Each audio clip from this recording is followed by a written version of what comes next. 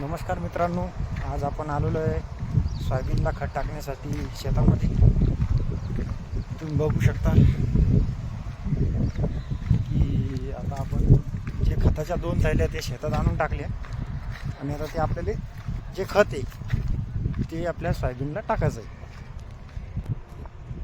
तर बघू शकता हे या ठिकाणी खत आहे. आता हे आपल्याला या सोयाबीनला टाकायचं आहे.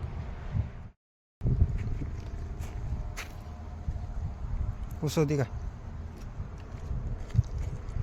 हे दोन्ही मिक्स करायचे का आता?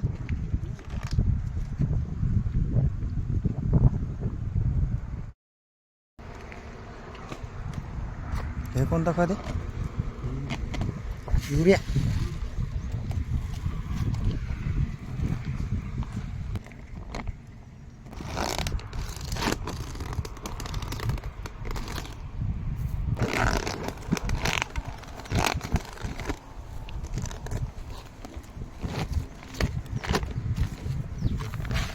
हे कोणतं आहे?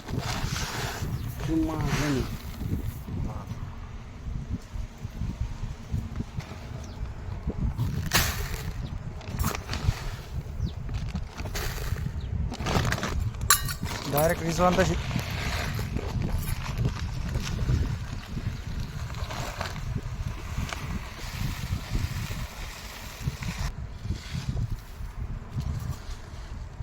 पटकन टाकून देऊन लगेच.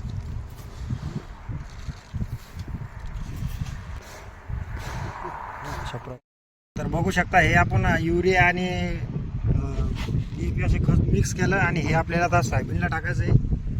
तर हे जे आपण